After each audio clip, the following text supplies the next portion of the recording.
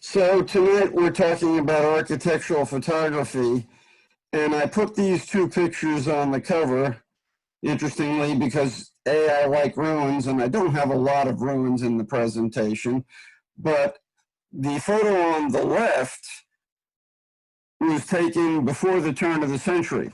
If you want it to feel old, that phrase, before the turn of the century, should do it. But on the left is the Ritz Theater in downtown Jacksonville before it was refurbished. This is actually a film image that I later scanned, and was really the first architectural photograph that I really liked that I had taken. I thought, oh, I should maybe do more with buildings when I saw this, but I really didn't start till much, much later when the digital age came around.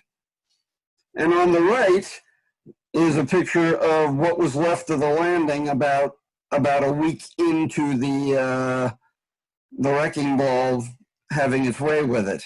And so this was actually the old front door to the interior of the landing, and behind it the building was totally annihilated, so you can see the riverbanks. And a lot of people reacted favorably to this picture, and so I thought this would be a good anchor point at the other end, being that the image on the left was the earliest. So there's a little history for you. And suddenly nothing's working. There we go. All right, just a quick overview of what I'm going to go through. And so we're going to talk about the prerequisites, the usual, sharpness and exposure.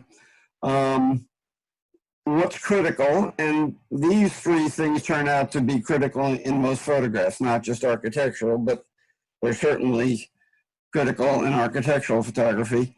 Your equipment needs, we'll talk about, then we'll go into the techniques for architecture. We'll have a brief look at shooting at night. That's like a whole separate course, but I'll at least talk about it because the opportunities are visually rich at night. And then we'll talk about, this was originally, by the way, supposed to be a tech talk about getting parallel lines in your photos of buildings and interiors and so on. And so we're going to talk about how to post-process for parallel lines, and I will show you an example in Lightroom, but it will also work in Camera Raw. And in fact, if you're using a different editor, most of them have something now, so you should be able to do it. Okay. This is just what I would have to say is the usual warning that I think most people should put at the beginning. You have to get it sharp. Otherwise, you can have a beautiful scene in front of you, but if it's not sharp, you might as well hit the delete button. So the one thing that I've learned over time, and you can read about this on the web, you don't have to believe me, is that camera movement is the biggest factor in making sharp images. You can blame your lens, but most likely the problem is a little bit closer to home. So it's important you use an adequate shutter speed, and usually that's about double what the focal length of your lens is, depending on a few variables. Longer lenses more, but if you've got a 50 millimeter lens on there, you want to use at least 1/100th of a second. If you're at 100, then you want a 200th of a second, and so on. And that's a fair guideline, at least to get you in the ballpark. But the more shutter speed you can get, the better off you are. And obviously there's a trade-off there because you've got, aperture for depth of field, but more depth of field won't make the photo sharper if it's blurry from the shutter. So that's, I guess, what you would say the compromise in photography. And if you can't get an adequate shutter speed, use a tripod. That's particularly true with architectural photography because most times the buildings aren't going anywhere. Okay, then the second thing I put in is ensure that you're getting sufficient depth of field. Particularly for scenic things, or if you're shooting up the length of a building, you want to make sure that you get as much sharp as you can to cover the field that you want to cover. Sometimes you want to do selective focus, but skipping that, use your depth of field preview, use your screen and zoom in to make sure that things are sharp. All those are important. And then for exposure, use the histogram. Don't trust what you're seeing just in the picture on the back of the screen. And I think most of the people who are at this presentation already know that, but I don't think there's ever a problem with going through the fundamentals, so I tossed them in.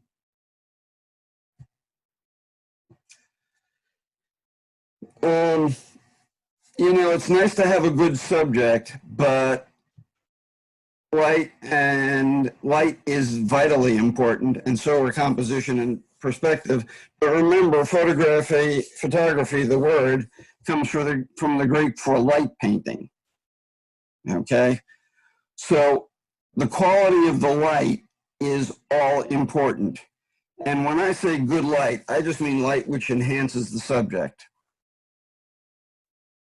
Perspective. The first one of those is visual. And I didn't want to be confusing and use the same word twice, but I could not find a different word for perspective.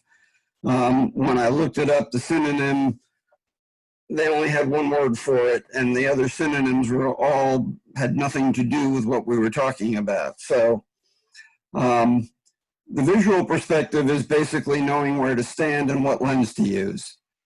I can't put it any more simply than that. Somebody once said something to Ansel Adams about, you know, photography not being art because you just stand there and click the shutter, to which he quipped back, yeah, but it's knowing where to stand that makes all the difference. And that's true in architectural photography and most forms of photography. Creative perspective. This one's tougher because for me, this is looking for various ways to represent your subject, and we'll talk about that as we get a little further down. Composition is simply arranging things, knowing what you want in the frame and getting rid of what you don't want. You want to get a balance between elements. You know, you want to do something that makes visual sense to you. And so subject placement and placement of everything else, and you know how much you get rid of by zooming and whatever, or getting closer, is a big factor. That's just a very simple take on composition. Okay, let's talk about the importance of light. This is something that most people would never photograph. Because most of the time you don't see it this way. This is an industrial silo with a staircase.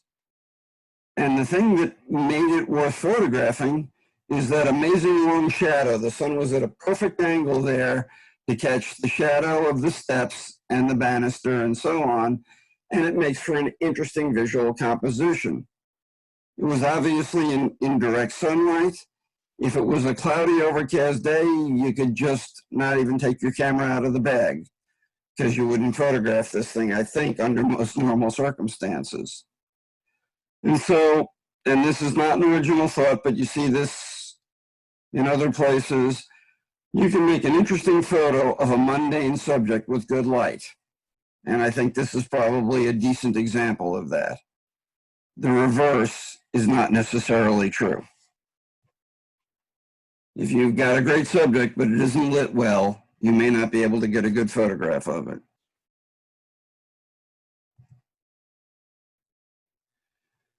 Okay, I made this slide for another presentation I did a bit back on composition, and lighting was one of the things I talked about.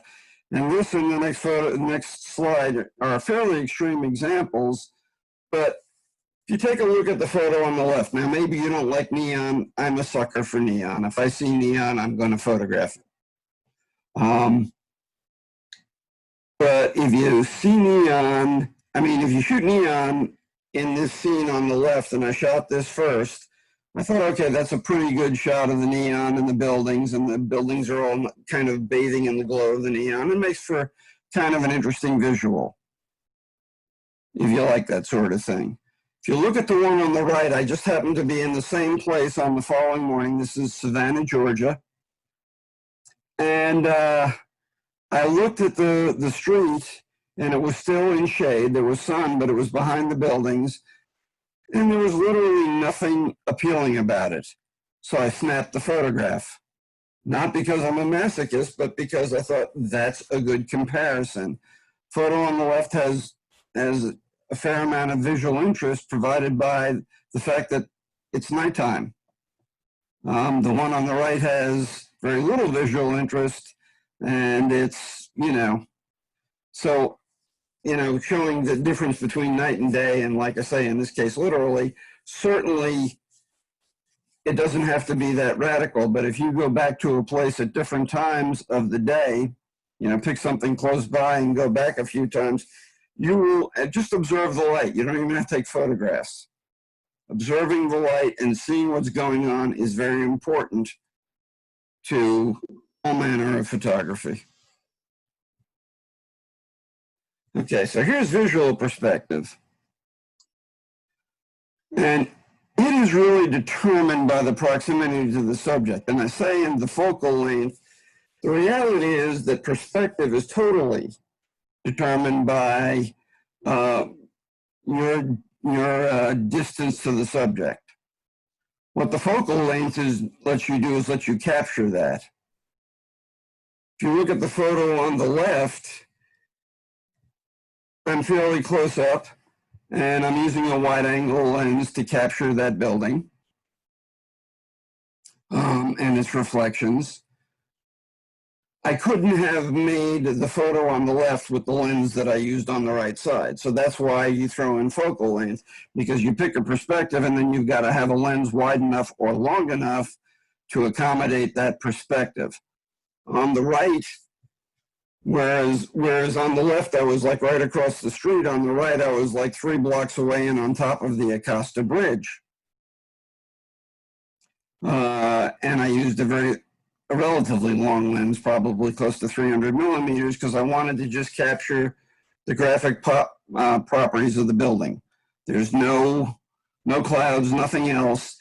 I just was impressed with the triangles and the squares and the rectangles and the whole 9 yards. And also because they've got those flattened corners, and that kind of creates that shaft you've got going up the middle and the white shingles or whatever they are on type, louvers on top. So 2 completely different views of the same building.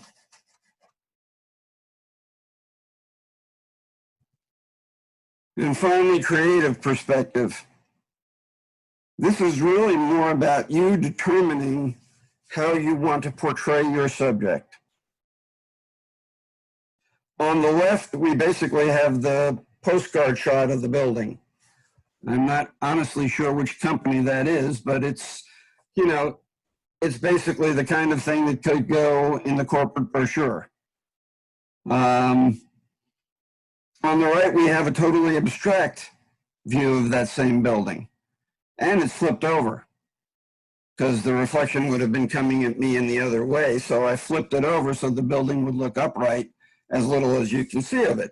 But those are both valid interpretations depending on what you as the photographer want to do. Me, I like the one on the right. The one, like I say, the one on the left is, the Chamber of Commerce might like, which is not a bad thing. It's just not a particularly creative thing for me. But some people want those views, and that's important. You have to make that decision. And when in doubt, you can shoot them both, as I did here. All right. Any questions up to this point?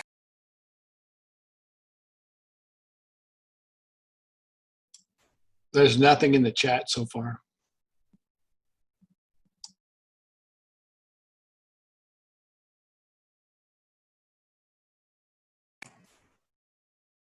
All right, let's talk composition. Again, composition is a whole, separate subject, but very important in architecture. And so this shot of the church right here in Jacksonville Beach, and in fact, I did shoot this one at Gene Hull's request for the Historical Museum, because the first one I took, the church had the cross out for repair. That was due to Hurricane Matthew. So here's the Beaches Historical Park. And this is the first church in Jacksonville Beach that they have on, that they had transported there and reset up as a part of their historical displays. So the first thing is that the church itself, I've kind of placed it to the right in the frame. It pretty much follows what you call the rule of thirds. That's kind of where you divide your frame up in thirds and place your subject along those lines. It's not really a rule, but it's certainly an interesting guideline and can make for more interesting photos if it's used properly. If you're too methodical about it, it could be a little bit boring, after a bit. But keeping that in mind, and certainly if you're more of a beginner, it's a simple way to improve things other than shooting dead center. The other part of this is that the left side of the church is, excuse me a moment.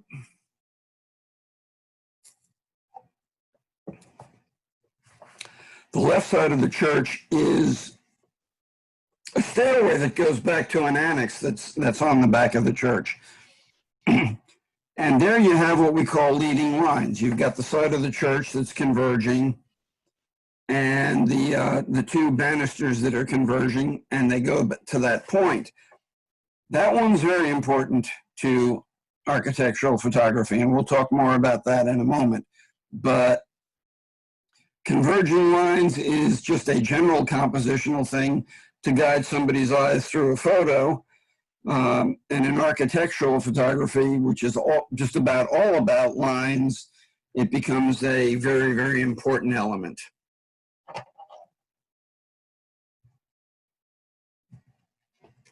Okay. My screen has stopped responding for the moment. There we go. All right, Jerry, anything in the queue? No, sir. Okay. So let's talk about equipment. The merciful thing about architectural photography is, yeah, you can use some exotic lenses, but you can start out pretty basically. Any DSLR or mirrorless camera should be fine. My recommended lenses are in the range of 16 to 400, but you can get started with a kit zoom. And I've had somebody before say, well, what's a kit zoom? So we'll just briefly say, it's the one that comes with your camera. For a long time, for DSLRs, they were like 18 to 55. That's a good starting point. Nowadays you get things that are like, you also get 24 to 70. That's fine. All of those things will work for photography. And then you can add lenses on as you decide, what your style is. And when you find yourself more often needing something wider or more often needing something longer, then you can make additional choices. But generally speaking, I've got one example where I went longer than 400, but generally speaking, something in the range of 24 to 200 is good. With the longer lenses, if you're like me and you like to get further away from things, then the longer lenses will do that for you. It's not like birds where you're going to frighten off a building. So the long lenses are a little bit more optional. A tripod is necessary for low light. Image stabilization has gotten good, but it's gotten good to a point. At some point, you need a tripod if you're trying to shoot buildings at night. And it can also be useful for locking in your composition. There are times when you want something, exact, and you don't want to have to try to keep framing it and holding it by hand. That's particularly true if you're using longer lenses. So if you can get it nice and steady on a tripod, then you can hold that composition and vary exposures or do, zoom in or out or whatever else you want to do. There are lenses. Sorry, go ahead. I just had a quick question. As you're doing these, Bill, I guess a tripod would be important if you're doing HDR. I mean, is that something you typically try to take a look at as you're doing these types of images, or do you just shoot them as a single image and go from there? Most of the time, that's a good question, Jerry, because I'm on permanent auto bracket when I'm shooting buildings. You know, people think maybe he doesn't know how to make a manual exposure. I still use manual exposures for other subjects, but when I'm doing scenic things like buildings, I tend to use auto bracketing, whether I'm handheld or on a tripod or whatever, because in many cases, I'm just going to use one of those exposures, but now I have choices. And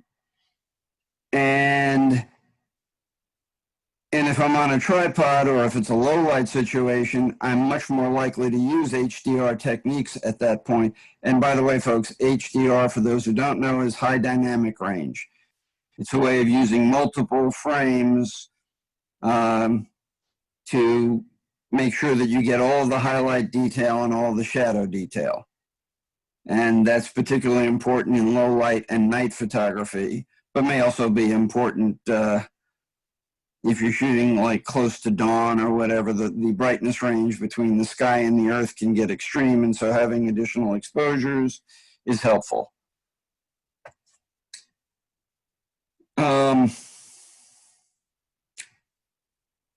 Tilt and shift lenses are designed specifically so that it comes from the view camera, where you could change the plane of focus on a lens and make buildings stand up straight and increase depth of field and those kinds of things. I do not use them. I tend to handle making the lines straight in Lightroom and Photoshop. But if you've got an interest in that, you can go research them on the web and see what you come up with. All right. I'll pause again and ask if anybody, let's try that again. I'll pause and ask if anybody's got a question, and then we'll go directly into techniques and we'll get a little more in depth on some of these things. Got a couple questions here for you, Bill. The Okay. first was Jack was curious about what the lens was you used for the church. For the church, it was actually a zoom that has the full frame equivalent of going 24 to 200. And it was at the wider end. It wasn't at 24, but it was at the wider end, somewhere between like 28 and 35. And I didn't stick a focal length on that one. I'll be talking specifically about focal lengths as we go through the rest of the evening. And during that process, I will talk about it in terms of full frame equivalent. So you need to, know what your camera's crop factor is if you want to know what it would be for your camera. And that's important. That's information that's pretty much readily available. Okay. Another question? Another question is, as you're using a tripod for low light photographs, I mean, when would you start to use that from that perspective, and how and why? I would tend to use it as the sun went down and it became night. I mean, and I'm not trying to be flip about this, but I mean, most often as you get later in the day and into the evening, that's when the tripod's going to come out. And why? Not only just to keep the buildings and such from blurring, but you also get a very, very long range of contrast, right? Because you've now got lights that are the source of light and they're also in the picture. And so you've got to find some way to tame some of that, and you want to pick up some of the details that are in the shadows and so on, and just have a more balanced photo. And it's amazing what you can do. But at that point, being on a tripod helps you a great deal. During the daytime, when I'm using faster shutter speeds, I can get away with multiple exposures, and then there are tools to align that after the fact.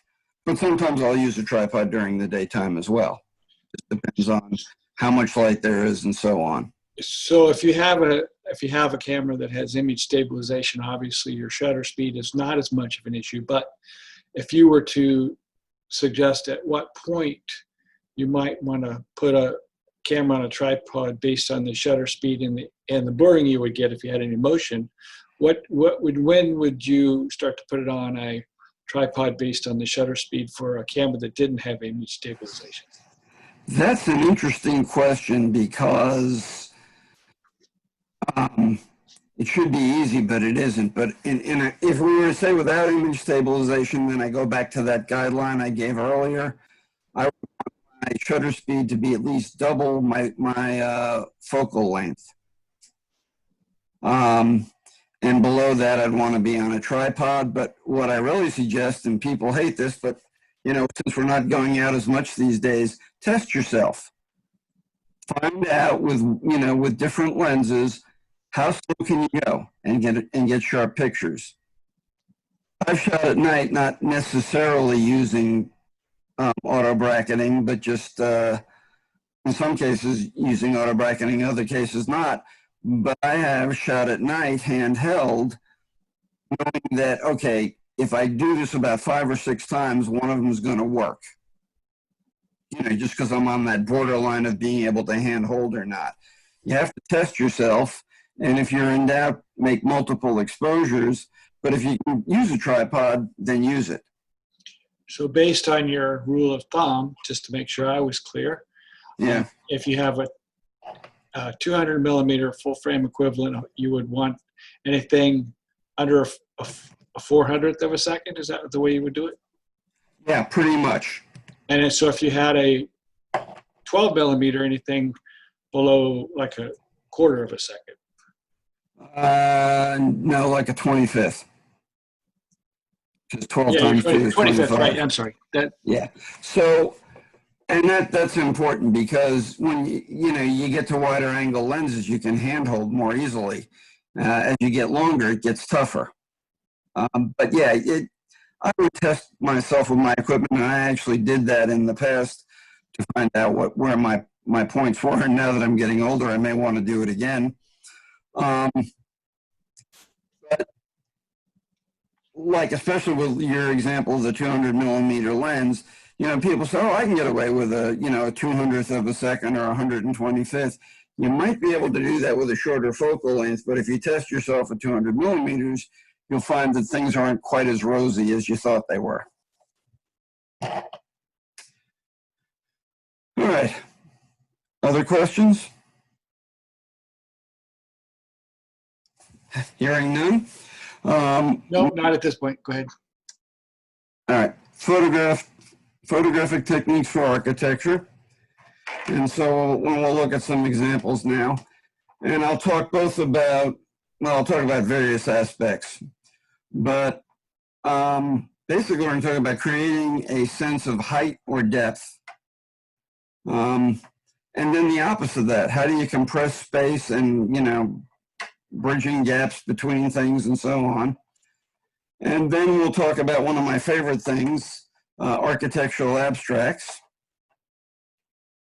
And then finally, we'll talk about how one explores the subject or the need for exploring the subject. All right. So I would say that neither of these photographs are really great, but they're perfect examples of what I'm trying to say. I like the one on the right a little bit better. But we're talking about emphasizing height and depth. And generally, you're going to do this with a wide angle lens. So even if you're just using your kit zoom, you use it at the wide end. These two examples were shot with fairly wide angle lenses, like about the equivalent of full frame equivalent of 16 millimeters. So that's a fairly wide angle. But if you use a wide angle and you get in close to the subject, you can expand the sense of depth. So if we take a look, or height, if we look at the building on the left, we see that all the windows and all the lines are kind of receding, and that's what causes the effect. Remember, a photograph is two-dimensional, it's flat.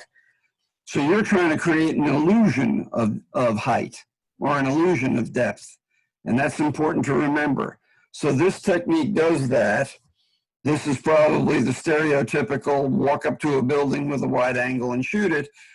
But notice that at the bottom, you see those two main lines converging. Well, in reality, they don't do that, right? I mean, if you were to walk away from the building and look at it, they're the same distance at the top as the bottom. But because you've walked up close, you get that converging perspective, and you'll see it even without a camera. The lens just needs to be wide enough to capture that. So that's a key component of creating a sense of height. And the same thing on the one to the right. And by the way, this was shot on a tripod, and it was HDR. And interestingly enough, Jeff Gerard had shot the exact same photograph using a flash. And I wanted to see what it was like if I shot it with HDR. So I was back there a few weeks later, I tried that. They didn't look that much different, surprisingly. But here you see the hallway, and it seems to be getting smaller and smaller.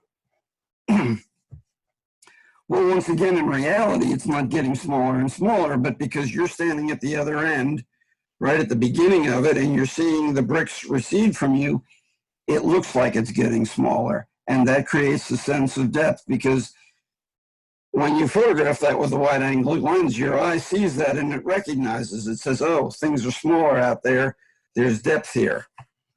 Because again, your screen or your print or whatever is flat. And that's an important thing to keep in mind. You're creating an illusion when you do this. And so this is why it's important to have some sense of these kind of techniques, because the camera isn't going to do them, won't do them on its own. You've got to maintain. So you've got to be close, and you want a fairly wide angle lens. You don't have to go as extreme as I did here. All right. So here we have an interesting photo, at least in my book. This is the Ravenel Bridge in Charleston, South Carolina. And I went walking on the bridge looking for photo opportunities. And certainly you can get lovely bridge pictures from, from the ground and from under the bridge and so on, but I walked across it. And what I was struck by was the immensity of the cables that they use in these suspension bridges. This is not unlike the Dames Point or the one up in Brunswick, Georgia. Works on the same principle. They got these giant cement columns that obviously have a lot of reinforcement inside. And they attach these monster cables to them to suspend the bridge that you drive over. Well, I got up next to one of these things and I realized, okay, this is an amazing view, because you can not only see the cable, but you can see the thing that's holding it in place, and it's bolted with these monster bolts. And so I decided to take some different exposures of this. And this was the one that to me was the best. But what you've got that makes this work as a photo is all of these nice converging lines. You've got the ones coming in from the left, and then you got the ones coming back down and going out to the right, which is how we in the West tend to read things. So it works from that perspective. You've got all of the lines, but they're being kind of anchored by this big round structure at the right, which kind of breaks up the lines, gives you some other shapes to look at, but also speaks to the immensity of the bridge. You just get that feeling. Here's the cable at its beginning, and it's going up from there. So I think that's why that photo works. I'm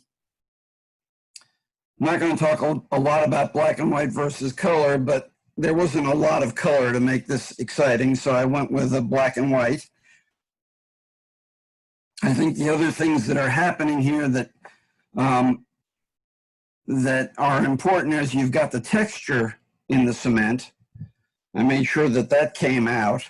And you've got enough contrast, because the light was pretty much overcast. You can see the kind of veil of clouds that are up in the sky.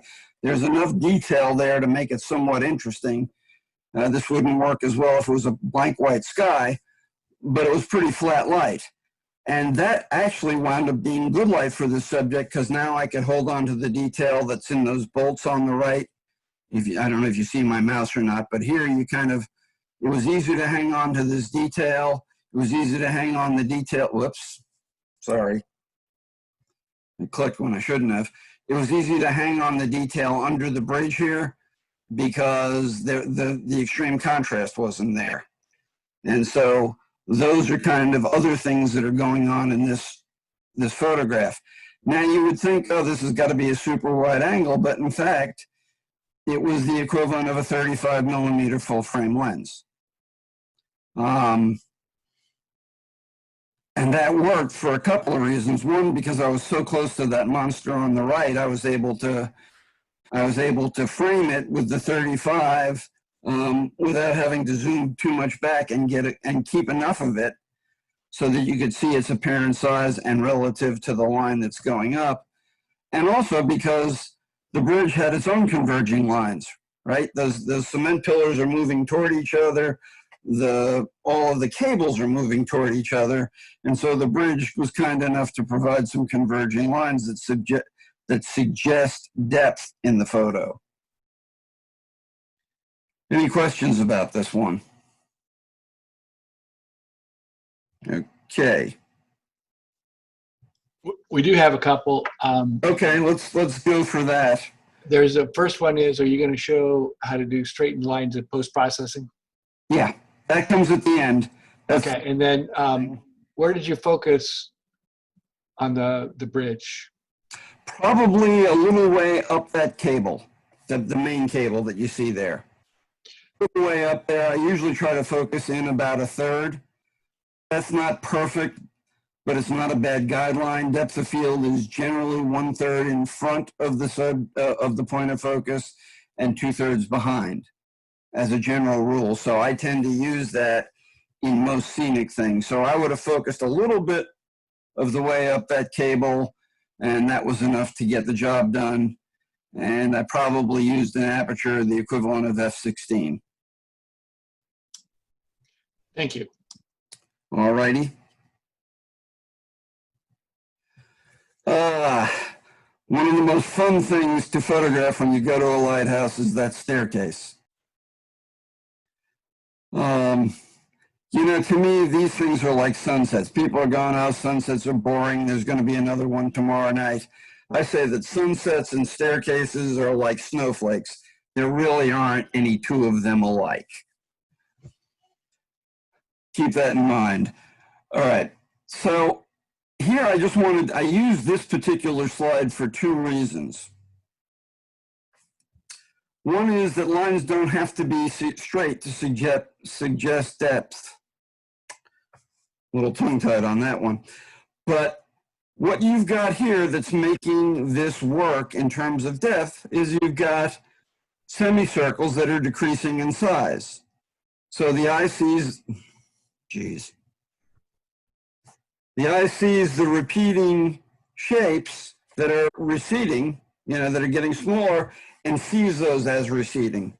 It sees that as depth. And reinforcing that, you've got those little grommets that are coming up from the left. And that's doing the same thing. So now you've got that, and then you've got kind of an interesting pattern with the stairs, and it's, you know, you've got some other lines there. So that's a different way, other than just straight lines, to represent depth. You've got an implied line with the grommets, and then you've got the stairway that's going up, and the semicircles are getting smaller. So it has the same visual effect on the eye, and so that's what you want to exploit when you shoot spiral staircases.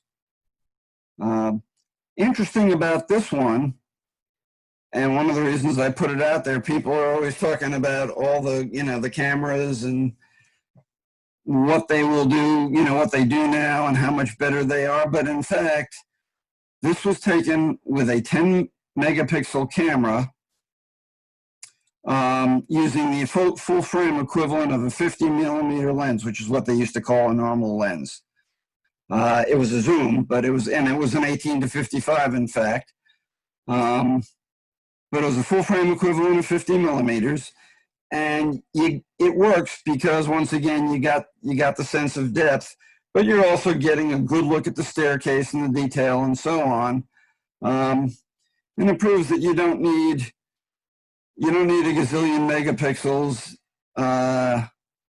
and you don't necessarily need any, if your camera can take a good picture today, it'll take a good picture tomorrow. And I'm not saying don't upgrade, because I'm a gearhead. I always am buying new equipment. But I just want to point out to people that don't feel like because you can't get a new camera right now or whatever, that you can't take good pictures. It's the photographer, not the camera.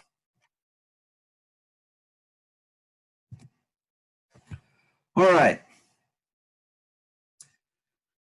This is Brynathan Cathedral in Pennsylvania, just outside of Pittsburgh, maybe about 30 or so miles. Lovely place, great architecture, lovely gardens. You could spend a day there. I did, and still not have gotten everything you would have liked to have gotten. But this is some of the arches they have.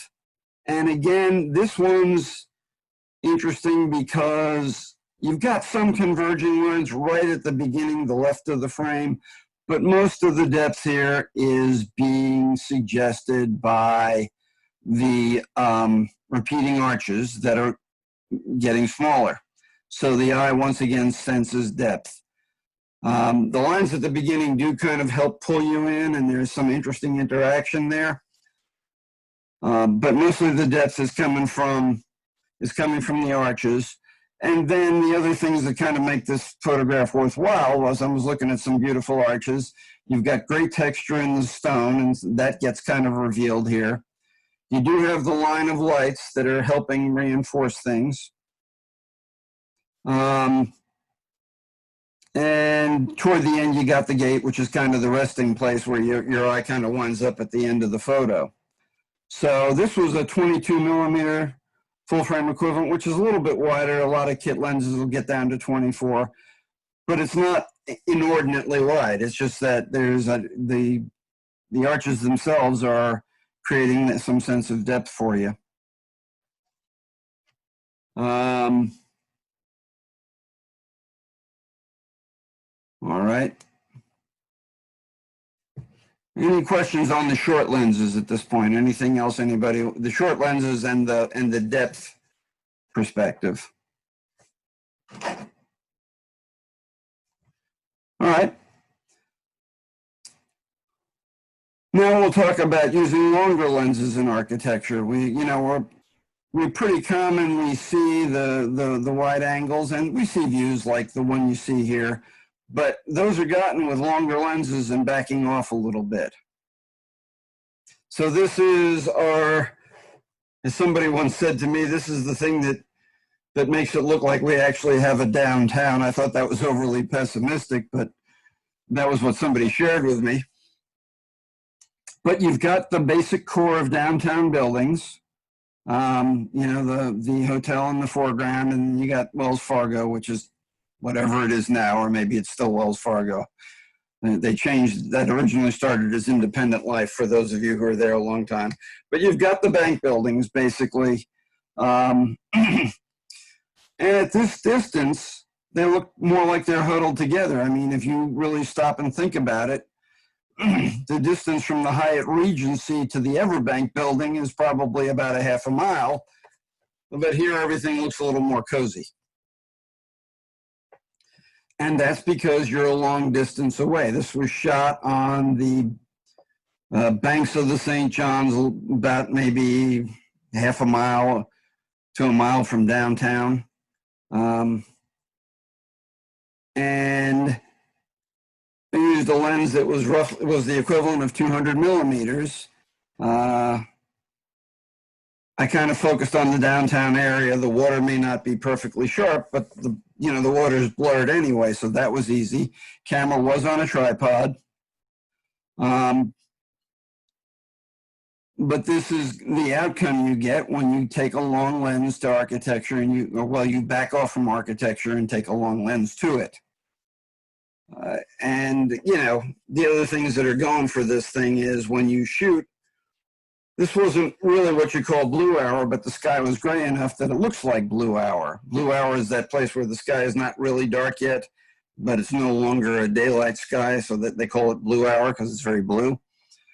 But you've got some light in the sky, so there's a little bit of ambient light on the city.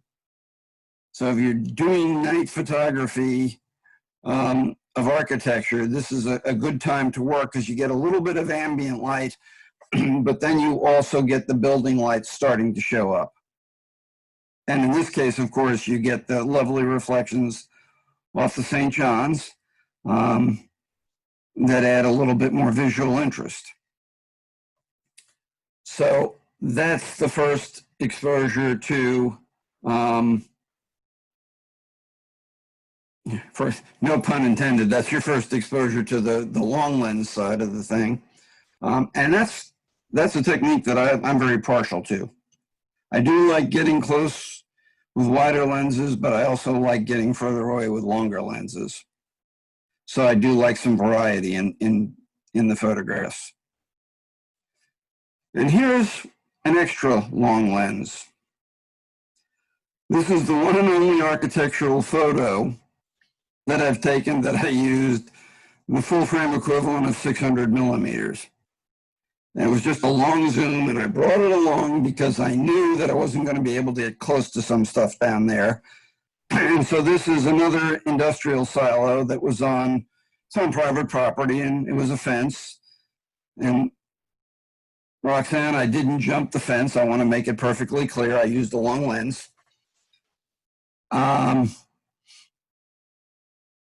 there was a fantastic shadow. And I have this photo, by the way, to Peter Gibson, who got up on a ladder and said, by the way, did you see that shadow? And I hadn't gotten up on the ladder at that point, and I went up there and said, oh my. So I shot it with a long lens, and in this case, because it was the middle of the day and obviously harsh light, I didn't really have to use a tripod. Normally, I would want to use a tripod with that kind of focal length, or more likely a monopod. But here we got another view of those kind of shadows, and these are even better than the the other set. Those were interesting, but these are just off the charts. I'd never seen anything like this on an industrial landscape. So yeah, there is a case for very long lenses, but boy, they can be tough to use. They do require very high shutter speeds. I probably shot this at maybe 1,000th or 1,200th of a second. I was braced on something, but I couldn't bring the tripod on top of the ladder, so I braced on the ladder. But you also need smaller f-stops because you're getting less depth of field at those magnifications. The other problem that you have, and I don't have an example of this, but you will see it, even in shorter lenses, long lenses are susceptible to heat distortion. So you may think, oh, I want to get a great photo, and I've done this, of downtown, but I want to, be across the river. I'm going to do it with a long lens so the buildings are compressed.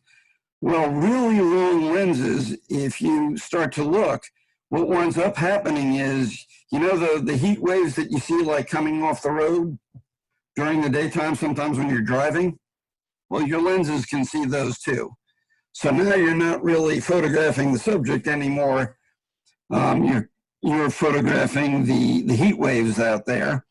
And they'll be affected by haze and so on. So I do encourage people to do these things, but be a little bit more moderate when be as moderate as you can with the telephotos, because they do have some drawbacks.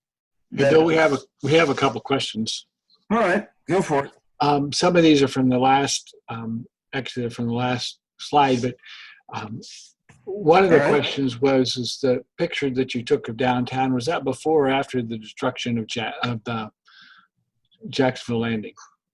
This was before, and the landing is really, if you look at the bottom of the SunTrust building, you can see some of its lights, but you really don't have a clear shot looking at the landing. If I was over by Friendship Fountain, of course you would, but from this vantage point, it doesn't show up much. The other question is, did you use, or do you ever use multiple focal points? Because it seems like all your buildings are in focus, even though they're fairly far apart.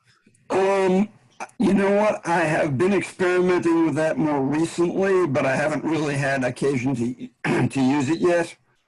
Um, One of the things, especially at night, that you know, and if you're using a tripod, is you can get that depth of field. Um, but in this shot, I sacrificed a bit of sharpness in the river, which didn't matter because it was, you know, the water was moving anyway, and the the buildings were distorted in it. So there's kind of those trade-offs. Excuse me, I'll grab a sip of water here.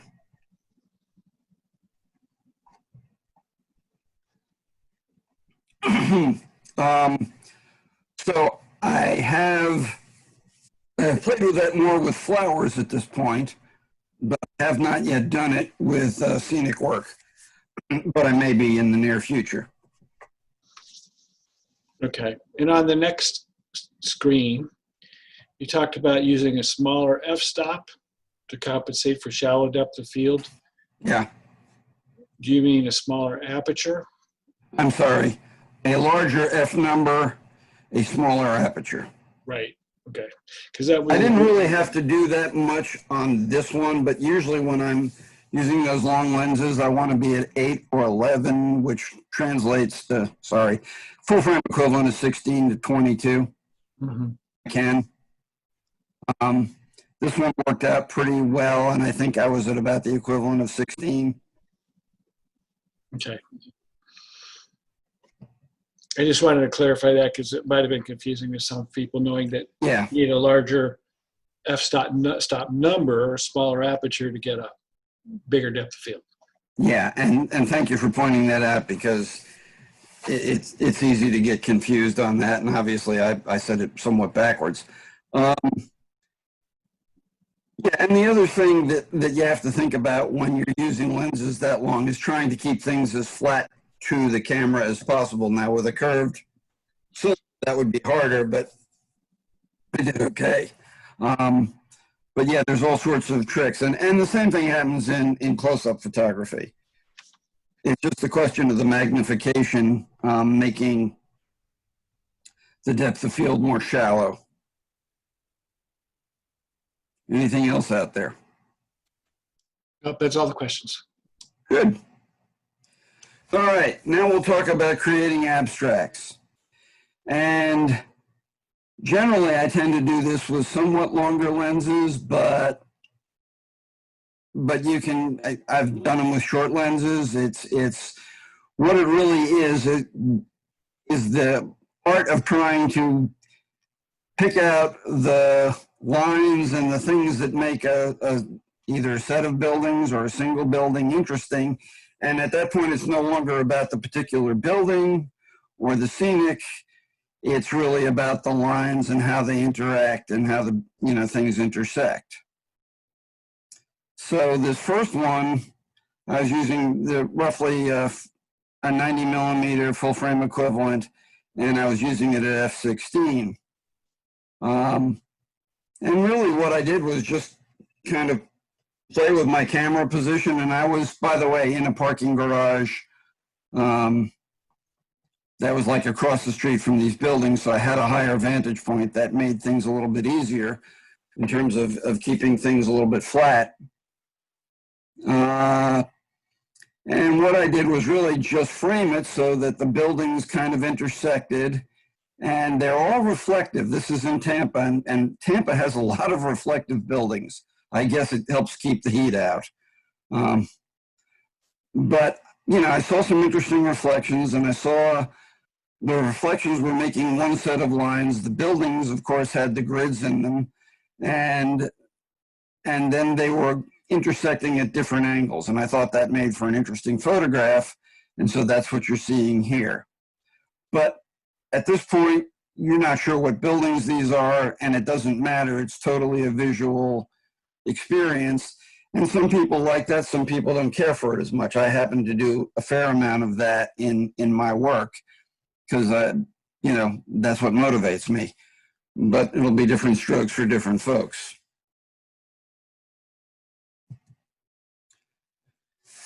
Okay, and I think here's my favorite architectural abstract. This is the Flagler Church in St. Augustine. And again, the fact that it is that building becomes somewhat unknown or less relevant, other than, of course, there's just great architecture all over that building.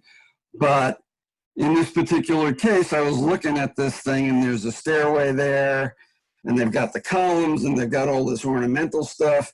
And plus, and this has since been fixed, making it maybe a little less interesting, they had all these kind of interesting cracks in the finished cement. The paint was, you know, in disrepair at that point, and they've since painted it. But I looked at this scene a couple of different ways, and this was my favorite.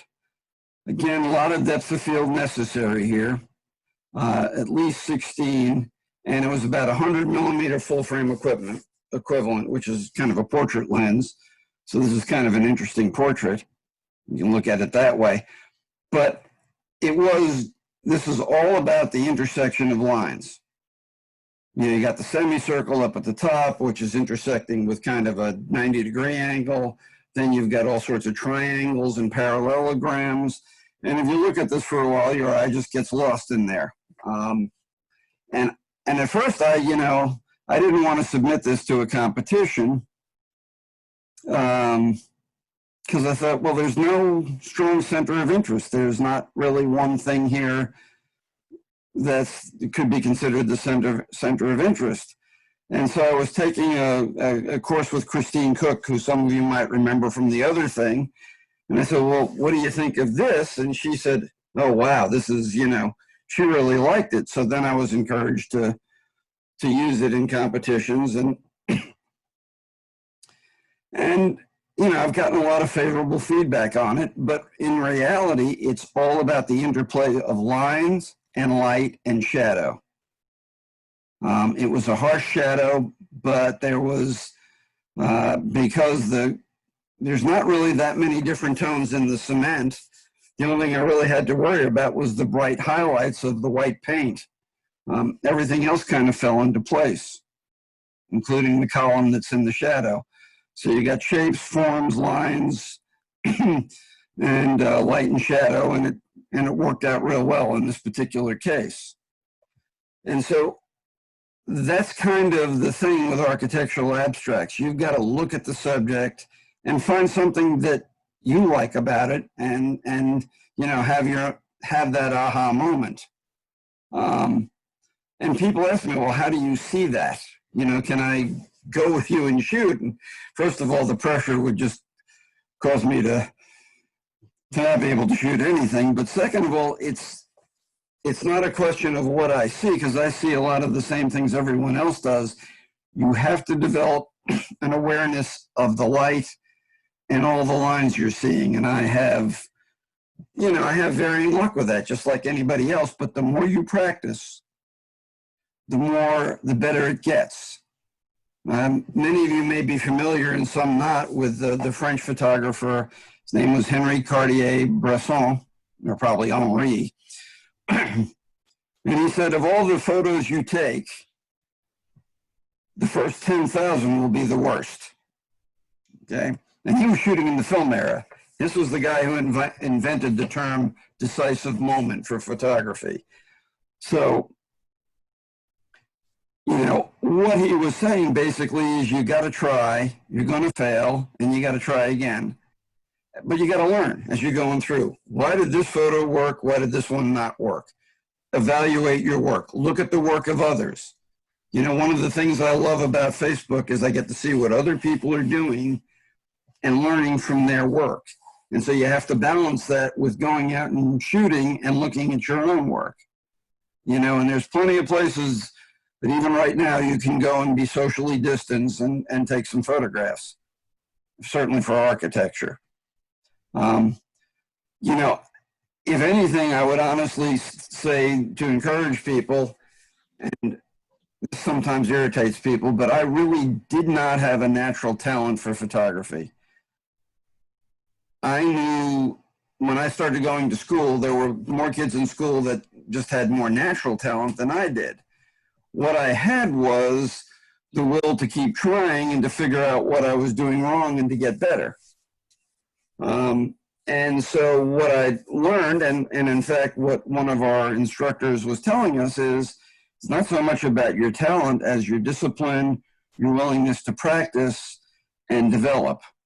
So when do you think you'll get better? To me, it comes down, I know I'm much better than I was 5 years ago. Just giving you a hard time, Bill. I know, but that's a really good question, because I always want to continue to improve. This thing is a, you know, I don't want to sound corny, but this thing's a journey and not a destination. And so you should always be improving. And I've seen professionals who, you know, say, yeah, I look at my photos from 5 years ago and go, what was I thinking? And I'm still looking at them going, those are great photos. So yeah, I hope to continue to improve. And the way you do that at all levels is to practice. And keep on looking. Even when you can't shoot, keep on looking. That's important. We do have a question. Gene had asked if you submit images to contests with frames, and I'm not sure, Gene, whether you were referring to actual frames like wood, or you're talking about the frames like the lines around the images. I'm talking about the frame that's around the digital image that he's showing on the screen now. Okay, that's a good question. I tend, when I'm submitting prints, to use plain white borders. I do self-matting prints. And occasionally I'll put a black border, you know, a black stroke border around the images that have a lot of, that are high key. I don't tend to do it. I will do it also for digital images. Again, if they're high key, I'll put a black border around them.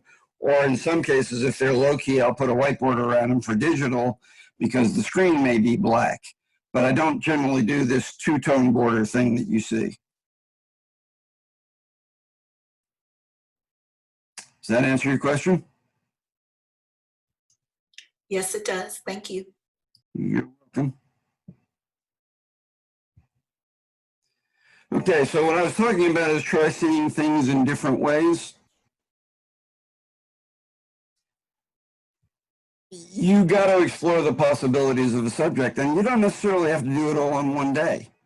I would say that 3 of these pictures, these 4 pictures, were made on 3 separate days. The one on the far left and in the bottom middle were made on one day, and the other 2 were made on separate occasions. But if you look at the top middle, again, we've got what I call the postcard shot. I mean, it's decent, good photograph in terms of it represents the building well. You know, Chamber of Commerce might like it. You know, we got the trees there, we got the building emerging. You can see a little bit of the architectural thing, you know, the reflections on the Bell South building make those ridges very, very interesting when you get up closer. On the right, we really just an exercise in scale. Those 2 little window washers, this was when it was still called the Everbank building, and I called this photo Scaling Mount Everbank. But basically it just shows the scale using the people versus the size of the windows in the building. You get the feeling that they're very small and it's very large. Coming back on the far left is the thing that drives some people crazy, but instead of trying to make the building stand up straight, I aligned it along the left border, and it's almost aligned along the top border.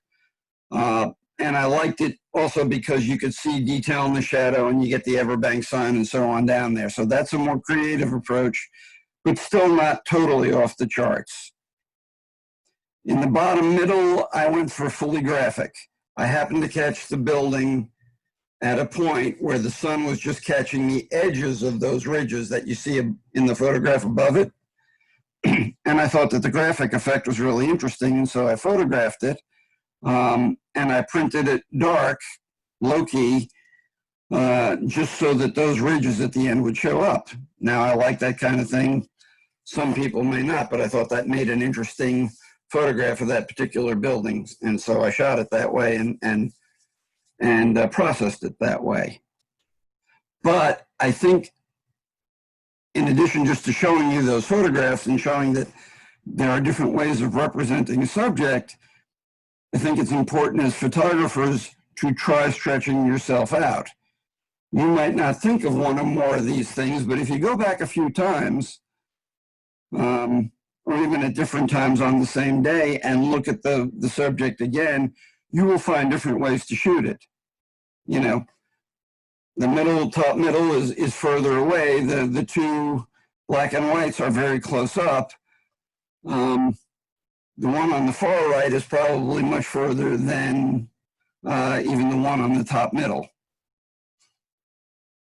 I just used a longer lens. And that's probably, to me, the biggest reason that if I've had any success with these photographs, it's because I keep trying different things until I get something I like. And I have to partially thank Jean Hull for that, because a number of years ago at this point, I said something to her about I'm trying to work on shooting less and trying to, you know, economize my shots and, you know, work on getting composition without, you know, getting good photographs without having to take all these different things. And she said, maybe that's not your way. And I thought about it for a while and I went, you know, she's probably right. I work subjects to death. You don't have to do it quite as much as I do, but finding different perspectives and different ways to shoot will definitely help you out. Even for, you know, even you've seen Helen LaRue's still life. She works these things from different angles until she finds something she likes. And I think most photographers do this to some extent that get fairly good pictures. All right. Night photography. I thought there was a header up there, but apparently that went away at some point. I may have to reintroduce it. But here are two photos that I've taken at night, both of them fairly close to dusk. You can see the sky is darker than daytime, but it's not fully dark yet. This is what you might call the blue hour. On the left, we've got the St. Augustine City Hall, also known as the Leitner Museum, and it's in full Christmas regalia there, or holiday regalia, however you'd like to call it. And, excuse me.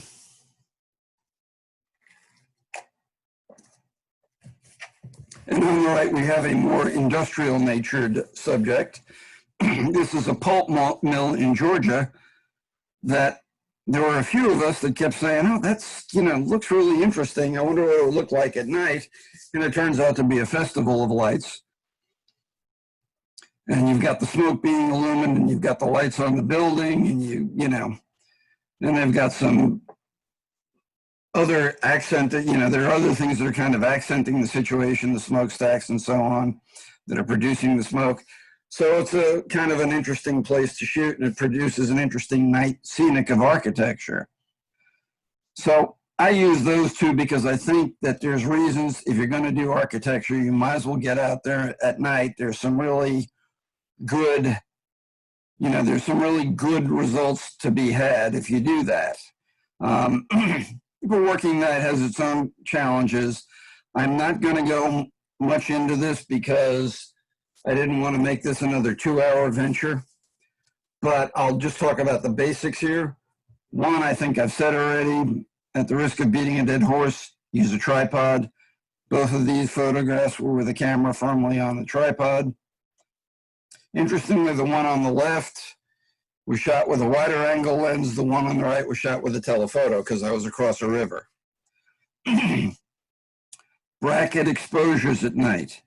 Even if you're not going to do HDR, you want to bracket the exposures to get a good one. You can keep checking your histogram, but I would make at least 3 stops apart brackets. And usually at night, I'm making 5 stops apart, 5 one-stop brackets. So in other words, for people not familiar with the term bracket, you set your aperture for f8, and then you vary the shutter speeds, 2 below the meter reading, 2 above the meter reading. Most cameras will to some extent do that automatically, but if they don't, you just do it by keep turning the shutter speed, notching it up and down. And then out of that, use your best exposure or investigate HDR. I find at night HDR is invaluable. I don't use it as much during the day, but at night I'm almost constantly using it. And now, you know, it used to be in the old days of HDR, everybody was turned off because some of the renditions were over the top. Now both Photoshop, Lightroom, and Bridge plus Camera Raw will do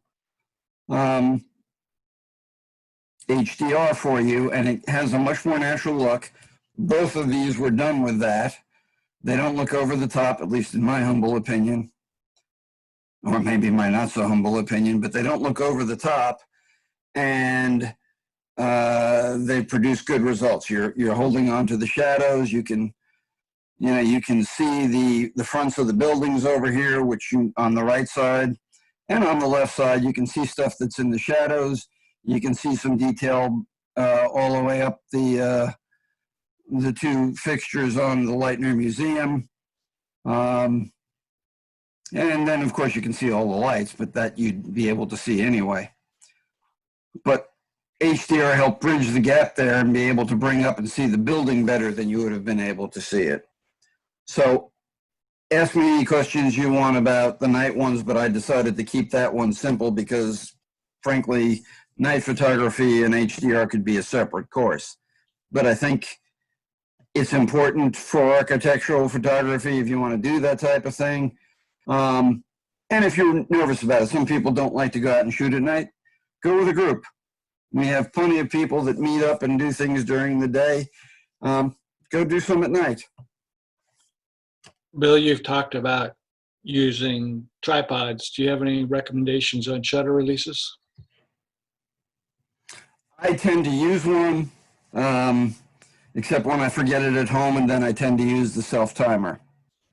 So if you don't want to carry more paraphernalia, you can use the 2-second self-timer. I tend to use a remote release most of the time. Yeah, you don't want to be in contact with the camera when you're making these long exposures. Point well taken there. Thank you for asking that question.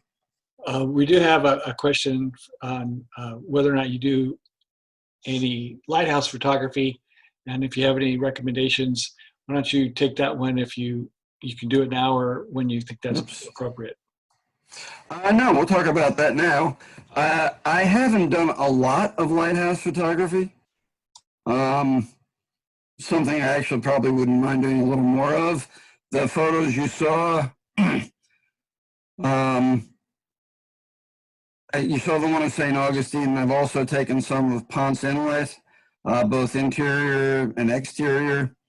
But I have not done, you know, a lot of other lighthouse photography. And maybe if things ever get back to normal, I'll do a little bit more. All right, last topic I'm going to talk about here is how to process your photos to keep your buildings straight. There are moments, you saw this photo over here on the far left where I went for wonky lines, right? Although they are parallel on the one side, this is not a building that's standing up straight. And even at the bottom, that building is relatively straight, but you know, when you're up close, your eye isn't as bent about having the lines be totally parallel. In fact, you're looking for them converging to get a sense of depth. If you look at the one on the top, and almost every picture that you've seen in this presentation, I have applied some degree of perspective correction just to get them to stand up straight. I was with a longer lens on the Everbank building on the top middle, but it was a little bit off. And in one click, you get to fix that. It doesn't get much easier than that. Even the window washers, I was far away with a very long, with maybe not a very long lens, but probably about between 200 and 300 millimeter equivalent. And again, just a little click made the lines get into a more straight perspective. So let's take a look at how that works.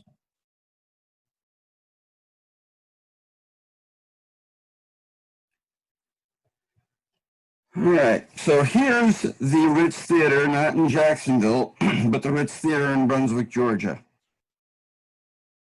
And I took several photos of it, but I really wanted to get the Ritz sign in there with the whole building. The problem is the building looks like it's, leaning over and back. It looks like it's leaning to the left and backwards on the far end. It's not a very flattering photograph, but I really wanted the sign. Okay, first key that I'm going to talk about here. In Camera Raw, you have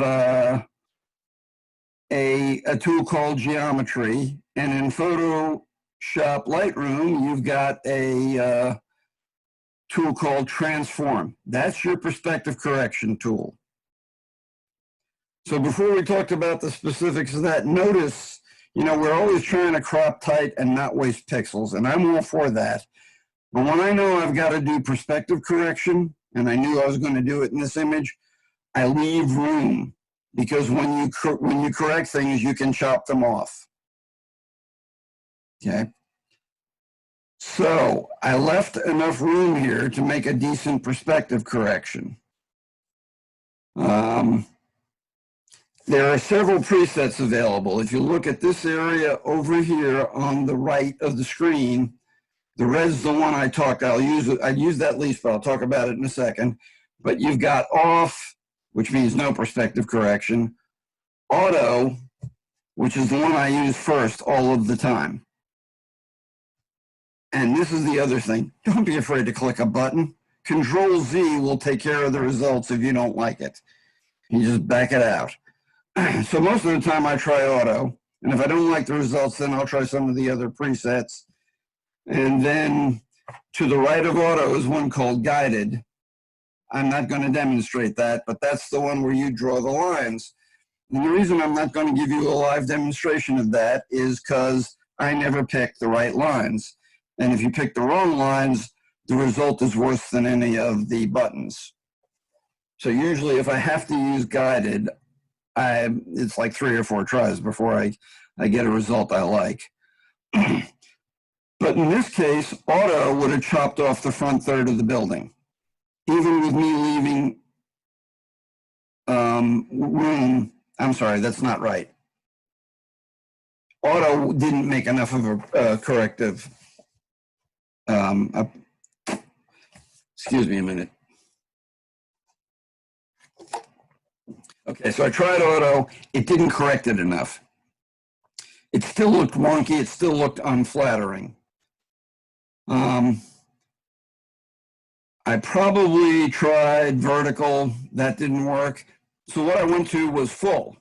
And normally full gives you a little too much. It tries to straighten everything up and get it all square, and that can be very ugly. And again, just try it. You'll see. But in this case, full did the trick. So I needed to click the full button, but look below and you'll see a button, a box that says constrain crop.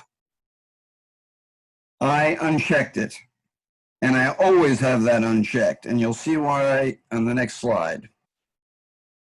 So we've unchecked the constrain crop, and we click the button called full, and this is what we get. Now the building is standing just about perfectly square.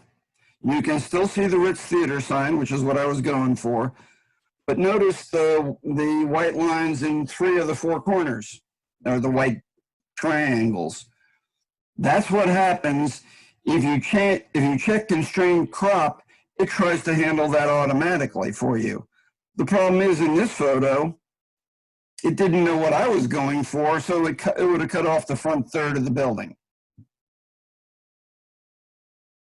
So instead, I cropped it myself, and that's normally what I'm going to do. I'll get this effect, and then I'll crop the photo the way I want to. So you break out the crop tool, which is in the upper left. I mean, in the upper right tool panel. It's the one that's highlighted at this moment. And what I did was basically get the crop that I wanted that also got rid of the triangles. And so you do that, and then you either hit the crop tool again, which makes it exit, or there's a little button at the bottom that you can't see here that says done. You hit that, and you get that. Whether this photo is your idea of a good time or not, you can certainly see that it's much flatter. I mean, in terms of perspective, the building appears to be straight, but you can still see the Ritz sign. So I accomplished what I was setting out to do. But given how simple that is, there is no reason, if you're taking anything, an interior, an exterior, it just doesn't cost more than a few seconds to come down there and hit the auto button and see what the results are. Because I'm surprised, truly, on many occasions where I think I don't really need to correct this, and then I go try it anyway, and it gets a little straighter and it looks a little better. And, you know, I took the time to make the picture. I might as well take the few seconds to see if I can do a slight perspective tweak and make it better. And so that's it for, what I've got in the planned program. I'll take any questions or discuss anything else that anybody wants to hit at this point. And Bill, can you go back to that? Can you go back to the fire screen for just a minute? Do you ever Yes, I can. Do you ever use the lens correction for the profiles? Yes, I do with my Canon equipment. For the Micro Four Thirds, it happens automatically. So if you're Micro Four Thirds, it happens automatically, although I also make sure that and you can't see it here, but there's a box that says correct astigmatism. I make sure that gets checked. But for other lenses where it's not automatically built in, you need to go select your lens perspective, your lens correction. Okay. So if you're a Micro Four Thirds, you get the pass, but anything else, you don't. Right. And that's really just because of contractual arrangements between Adobe, Panasonic, and Olympus.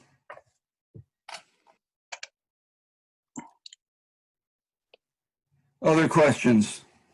Hey, Bill. Yeah. It's Wayne. All right. You mentioned a factor for your auto bracketing, and I missed it. Do you use two plus, two minus? I use during the daytime. I tend to use one under, one over, unless the histogram tells me I need more. At night, I tend to use. Now you're on Canon, right? Yes. So the way you would get to this is 2 under and 2 over at night.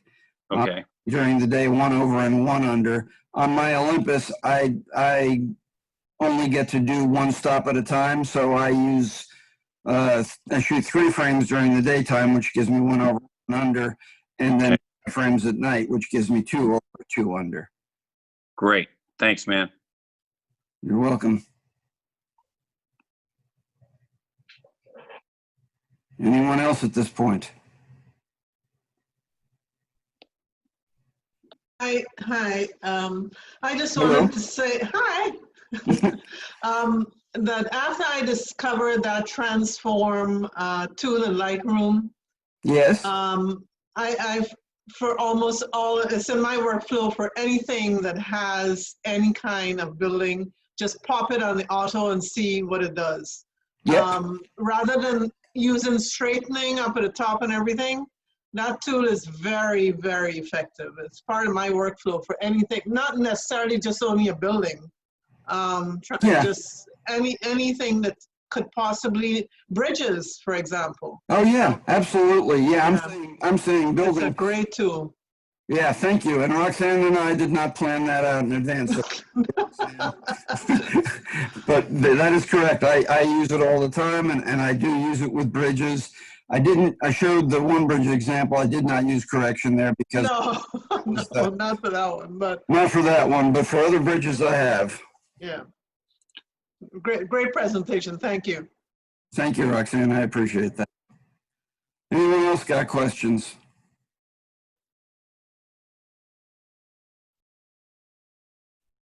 Then just keep shooting, everybody, and keep getting better. Thank you very much, Bill. We really appreciate that. Just so you know, folks, we have also recorded this meeting, so I will post it out later on the YouTube channel. So if you want to go back and look at anything that maybe you missed or whatever, you can go back and scan to it and look at it. So once again, thank you very much, Bill, and we look forward to seeing you guys, everybody, soon. Thanks, Bill. Thanks, Jerry. Thank Right. you, Bill. I have a question. Uh-huh. I have a question. Go ahead. Who's this? This is Debbie. Okay. You had a wonderful, wonderful lecture. I just want to thank you for all your help. I am new. This goes out really to everybody. I'm kind of stuck on Bridge CC or Photoshop CC 2020. I just need somebody who's experienced in Bridge and Camera Raw to maybe give me a call. If somebody can do that, I'm just stuck on something and I kind of want to Yeah. get through it. I would volunteer to help you, but being a Lightroom user, I don't use Bridge and Camera Raw much. Okay.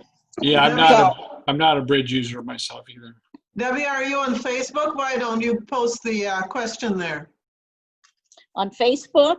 Yes, in our Facebook group, post the question that you had and see if someone can answer you on it. Are you on our Facebook group? I'm sure I am, but it's something really easy. If I could get somebody who has an Apple FaceTime, and I could just, it's just the very beginning process of getting your your SD card into Debbie, Bridge and downloading it. And that's all. I just need some step-by-step on that. I just run Deb- into a snag. Debbie, what is your last name? I can help you. This is Jean Hi, Jean. Cavalier. Cavalier. I will send you well, give me your telephone number. I'm going to need your telephone. Okay. 386-846-6066. Let me repeat. I knew somebody, yes. I know somebody is just, it's just a very short Sure, I can help section I you. need. 386-846-6066. That is it, Jean. I'll call you after this meeting. And we'll cut that out of the recording. Okay. Thank you. Debbie, it might be just if you're trying to get your SD card on your Mac, just get it on your Mac, and then Bridge just works like Windows Explorer. Okay. I don't work on, I'm going to a workshop, and it's like load all your stuff on, be ready. And I just don't know that very first step and all that. So I'll call you, Debbie. I'll call you. Bye. bye-bye. Thanks, everybody. Have a great evening. Thank you. Thank you, Jerry. Appreciate it. Take care, Bill. Thanks a lot, man. Again, man. All right, thank you, Bill. Thank you. No problem. Glad Bill. to. Thank you, Bill. Thank you, Jean. Thank you, Bill.